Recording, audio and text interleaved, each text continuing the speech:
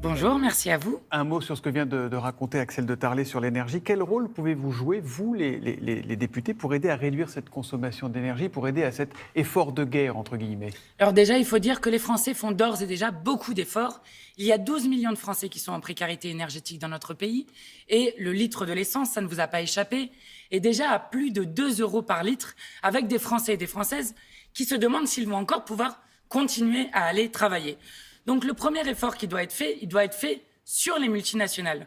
Quand vous avez Total, qui fait un bénéfice record de 14 milliards d'euros, quand vous avez Total, dont le PDG a augmenté l'année dernière de 52% sa rémunération pour atteindre 6 millions, et quand vous avez Total qui a reversé 8 milliards de dividendes aux actionnaires, c'est quand même savoureux que ce soit eux qui nous demandent de faire des efforts. Oui, mais ça ne règle pas les problèmes de pénurie.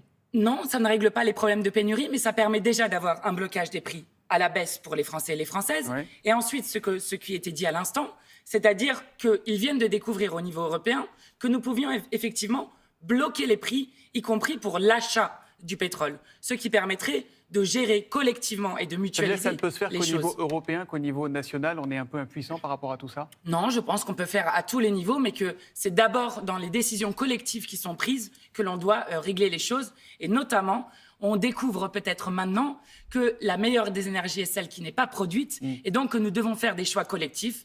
Par exemple, faut-il continuer avec des panneaux publicitaires lumineux à tout va dans nos villes? Par exemple, faut-il continuer à illuminer toutes nos villes la nuit? Eh bien, ce sont des questions qui doivent se poser, mais c'est des questions collectives et pas individuelles.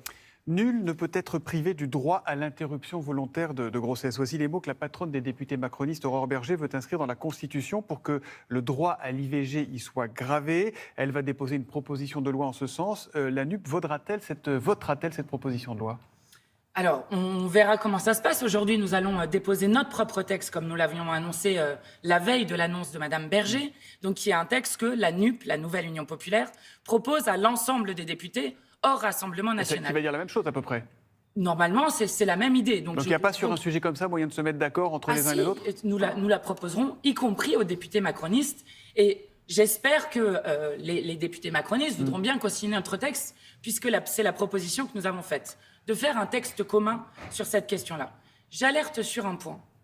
Ce qui se passe aux États-Unis, ce qui s'est passé en Pologne, avec 2 femmes qui sont mortes l'année dernière pour des raisons d'interdiction d'avortement, peut se passer en France. Et quand vous voyez la nouvelle Assemblée nationale, avec des députés RN, comme Madame Lavalette, qui a signé un texte pour interdire l'IVG, comme Madame Caroline Parmentier, qui parle de génocide lorsqu'elle parle de l'avortement, eh bien oui, il y a une alerte à inscrire ce droit. L'avortement est en danger en France? Le droit à l'avortement est en danger en France? Oui. Parce que hier, François Bayrou disait, est-ce que c'est bien utile en ce moment? Personne ne veut vraiment s'y attaquer. Eh bien justement, je prouve le contraire avec un nombre de députés, je peux vous les citer tous, qui disent les pires choses sur la question de l'IVG. Rappelez-vous, y compris Madame Le Pen qui voulait interdire les IVG de confort. Donc je crois que oui, il est temps, et nous le disons depuis au moins 10 ans, d'inscrire l'IVG dans la Constitution afin de garantir ce droit. Écoutez, si les macronistes sont trop sectaires pour faire avec nous le texte, évidemment nous voterons le nôtre parce que la cause est plus importante. Vous voterez le leur, vous voulez dire? Oui, évidemment, nous voterons le leur parce que la cause est trop importante pour passer sur des jeux politiciens. Mais j'espère que justement, ils n'auront pas ce sectarisme et qu'ils pourront co-signer celui que nous déposerons aujourd'hui. La Première ministre a ma confiance pour mener l'action du gouvernement dans la durée, a donc dit Emmanuel Macron ce week-end. Cette clarification est-elle la bienvenue? Iriez-vous jusqu'à dire que vous vous en réjouissez, Mathilde Panot? Ah non, nous ne demandons pas à Emmanuel Macron s'il a confiance en sa Première ministre ou non. Emmanuel Macron a une tendance à tordre finalement les institutions de notre République. Madame Borne doit aller demander la confiance devant l'Assemblée nationale. C'est comme cela que ça se passe. Après son discours de politique générale, donc la semaine prochaine probablement, vous souhaitez qu'elle demande la confiance? Exactement, nous continuons à demander qu'elle demande la confiance, comme dans toutes les démocraties, et n'en déplaise à Emmanuel. Tout le monde ne l'a pas fait, hein. Tout le monde ne l'a pas fait. Enfin, dans la plupart des démocraties, vous admettrez que...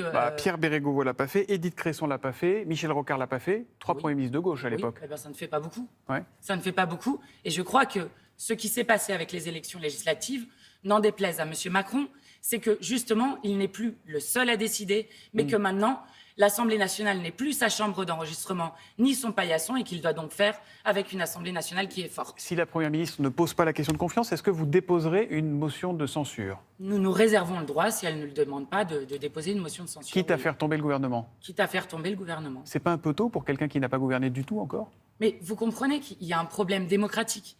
On fait comme si les élections législatives n'avaient pas existé. Les élections législatives ont existé. 1 mois et demi après que M. Emmanuel Macron a été réélu comme président, la majorité des Français ont décidé d'envoyer à l'Assemblée nationale des députés qui ne sont pas d'accord avec le projet politique que porte M. Emmanuel Macron. Donc nous faisons notre rôle de député. Nous avons été élus pour porter un tout autre monde que celui que porte M. Emmanuel Macron, et notamment celui de porter un monde avec une augmentation des salaires, avec un blocage des prix à la baisse, une garantie d'autonomie pour les jeunes, avec la fin des pesticides. Bref, exactement le contraire de ce que porte Emmanuel Macron depuis maintenant 5 ans. Alors, il a quand même un groupe qui est majoritaire, mais il n'a pas la majorité absolue à lui tout seul. Et il a chargé sa première ministre de discuter avec les forces politiques de gouvernement. C'est-à-dire, en clair, tout le monde, sauf le Rassemblement national et sauf vous, la France insoumise. Pas la NUP, mais la France insoumise. Eh bien, je réponds à M. Emmanuel Macron que oui, nous sommes une force de gouvernement. Oui, nous aspirons toujours à gouverner. Nous avons d'ailleurs fait un accord avec la nouvelle Union populaire qui comporte un programme de 650 mesures que nous sommes prêts à appliquer. Ça veut dire quoi? Juste pour qu'on clarifie, ça veut dire que LFI n'a pas le droit de discuter, mais que le PS et les socialistes vont aller discuter avec Elisabeth Borne, que les écologistes vont aller discuter avec Elisabeth Borne? Non. Les communistes vont aller discuter avec Elisabeth Borne? On verra ce qu'on fait avec la nouvelle Union populaire, mais nous avons fait un intergroupe. Nous sommes dotés d'un intergroupe pour travailler en commun la semaine dernière. Tout le monde est d'accord pour dire que nous sommes en opposition avec le gouvernement d'Elisabeth Borne. Fabien Roussel, hier, a dit on peut discuter. Qui s'exprime en son nom propre parce que ce n'est pas la position. Il est le chef du Parti communiste. Ce n'est pas la position du groupe parlementaire communiste à l'Assemblée nationale. Donc, vous verrez. Nous allons être une force coordonnée qui aspirons à gouverner. Et Emmanuel Macron dit que nous ne sommes pas... Ça veut dire que vous demandez ce matin aux autres membres de la NUP de ne pas aller discuter avec Elisabeth Borne si vous n'avez pas le droit d'y aller? Non, ils peuvent aller discuter comme ils veulent. Mais nous savons très bien qu'ils sont en train d'essayer de nous diviser. Ils essayent de nous diviser, mais ne vous inquiétez pas, nous allons rester unis sur cette question-là. Nous avons ce socle commun programmatique et nous n'avons pas fait, c'est ce que nous ne cessons de répéter, nous n'avons pas fait un accord électoral. La nouvelle Union populaire va perdurer, c'est ce que nous sommes en train de faire, c'est ce que nous sommes en train de créer. Et si M. Emmanuel Macron pense que nous ne sommes pas un parti de gouvernement, non, nous ne sommes pas un parti de son gouvernement, c'est-à-dire déterminé à continuer la maltraitance sociale et écologique comme lui le fait. Puisqu'il considère que vous n'êtes pas dans l'arc républicain comme il dit et que vous considérez que vous l'êtes, est-ce que vous demandez à être reçu par la Première ministre? Écoutez, j'ai eu un appel téléphonique avec la Première ministre la semaine dernière. Oui, je considère que nous pourrions être reçus par la Première ministre. Après, je vais vous dire, de quoi va-t-elle parler avec les forces politiques? De savoir s'ils veulent faire un gouvernement d'action, comme ils sont en train de le dire. La réponse est connue pour la France insoumise, et d'ailleurs pour les autres forces de la NUP. Cette réponse, c'est que non, nous ne gouvernerons pas avec des gens qui Aucune force de la NUP.